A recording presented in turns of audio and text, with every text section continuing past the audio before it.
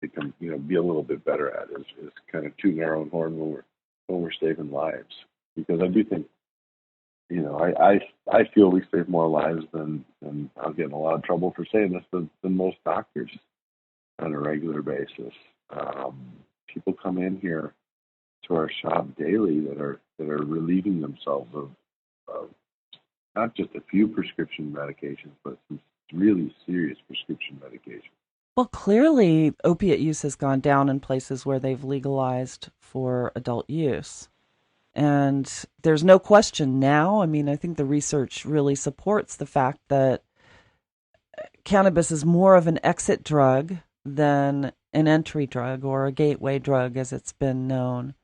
But going back to the media, I think that it's really all about ending the stigma, because despite all of the success around cannabis, it's still sort of a closeted issue, and it still seems like such an anomaly to mainstream media to cover. So when there is a story that is negative, of course, they do go after that. But I think that ending the stigma is going to change so much, and it's just a matter of education all around. Education, education, education.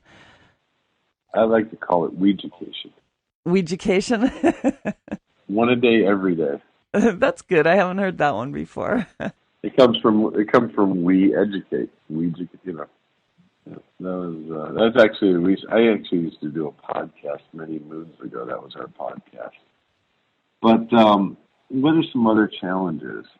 Getting more people their cards, getting the cards to be for more appropriate conditions that aren't covered already. I think, they did a nice thing this year by expanding it to a 2-year card, and that's a nice step, but I really believe that for, if you have Alzheimer's or AIDS or any condition, Parkinson's, MS, that is terminal. It's never going to leave your body. Why in the world should we make you pay for a new card every 2 years now? Or worse, lock you up. Right. Well, exactly. But I think it's really cruel. It's hard enough for a 22-year-old to figure out how to enter and punch into things to get their card, much less an aged person with Alzheimer's. To me, it's just wrong. I know, that's crazy. And not only that, but people living off of $700 a month. How are they going to afford $300 for getting a medical card, not to mention having to buy medicine that is not covered by Medicare? So, again, If they let me run the program, you and I would pay $25 for our card. And if you're low income, and it's $1. The state's made enough money off of the cards. We need to improve access for the patient. Right. Well, and there are people who buy cannabis to treat conditions that they've been unable to treat or fix with conventional pharmaceuticals, who have foregone their insurance so that they can afford to buy cannabis because the insurance doesn't cover it. And that poses another health risk altogether. Being without insurance, I tell you what, it's scary. But for some of the people with conditions that cannabis is really the only medicine that's working, why pay the insurance in their mind, It is costly. The whole program could be a lot better.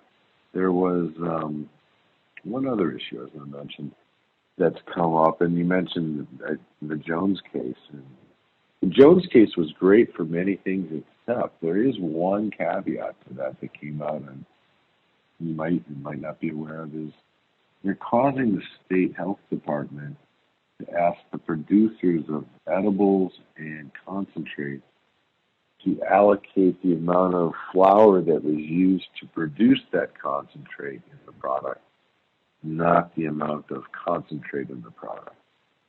So now a gram of wax will actually count for 4 grams off of your weight. What's bad about that is a friend of mine who did beat his cancer using RSO would not have been able to buy the amount of RSO he needed to beat his cancer. You're the first person I've heard talk about that. And that's a problem.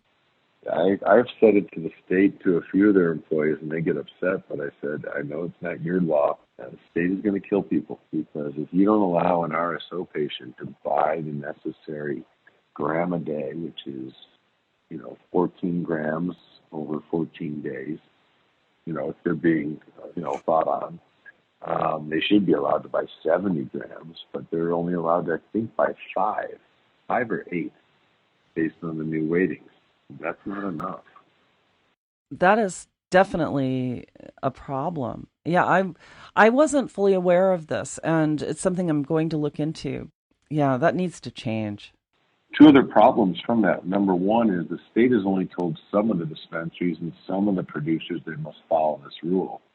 So truthfully, we have some product on our shelf that is older from some of these older producers that aren't doing it yet and haven't followed the rule yet because they haven't been inspected yet this year. And so it's going to be this chain reaction. It'll be finished off in the next month or two, but it is real. There was one other part. Oh, and now what that whole story has caused is now Maricopa County's the newest producer of wax. The county deputies are making wax. And the only reason they're doing that is so they can learn how much flour it takes to make a gram of wax. That's what your tax dollars are being used on. And actually, it's illegal for them to be doing it. Unless they're card holders, and I wasn't aware of any active PD that was allowed to be a card holder. So I'm not sure how that's all working. You read my mind. I was thinking that. How is that legal for them to be doing it unless they're licensed? I mean, if Bill Montgomery wanted to arrest all of my friends that were, like he did back in the day for making and possessing wax, why are these deputies allowed to? It's not necessary science. Trust me. The information's out there. They don't need to be doing it. They're using all the stuff they stole from their raids and so forth, which also might not be safe. I would think they're putting their lives at risk, to tell you the truth, a little bit, using stuff that they've confiscated. At least our stuff is inspected, and you're usually buying it new from the manufacturers. But it's just nuts. Yeah. I mean, seriously. That's the best way to put it. Mm-hmm. It is just nuts. Every day's a little different. There are so many absurdities going on right now. I feel like we're living in the twilight zone. And I said to my better half yesterday, I feel like I've been walking around in kind of a nightmare, and I'm going to wake up and it's going to be 2016 and elections tomorrow. And but I digress. The only thing that's good about it is I keep telling myself it's all happening for a reason. It's going to be a lot better. So hopefully it does get better. It is a little bit crazy. Every day is a little different here. Some days you never know what you're going to find. Though we've had a lot of different experiences. We had some great patients. Let me say that. Their hearts are so big, some of them. My wife broke her toe, and one of them happened to hear that out in the store. They brought her in a brand new pair of shoes they thought would help her with the broken toe. That's a random act of kindness. I love that. Another one brings in donuts on the weekend. I always tell them, you better let me know when you're coming so I can, I'll play you or something. But no, we've got some great patients. We do get about 5% that still drive about an hour down from our old shop. It's a lot of fun. It's really a neat experience. I had another owner once tell me, "You're not in this business till patients cried on his shoulder and thanked you for making their life better." And it's kind of true, but it usually only takes about a week or two for a bud tender to get that experience and get that thank you. You change people's lives when you take the pills out of their lives. That just gave me goosebumps when you said that. And when you help them sleep. There was another point that we were talking about earlier. One of the things, so I had a couple of epiphanies or realizations. One is I knew we were going to take pills out of the patient's hands. I knew that we were going to reduce their usage. I mean, completely honest, I thought it was maybe one or probably 2 pills a day on average was my guess. I will tell you that just after probably 2 years up in the small town up in Superior, I'll tell you I think that the average was about 10 pills a day. Now, if you do 10 pills a day, and on average, that's the average patient. So some are taking 20 or more, and I'll tell you, we have a lot of those people, and it's shocking, scary. It's almost maddening when someone comes in and tells you they're taking like 20, 25 pills a day.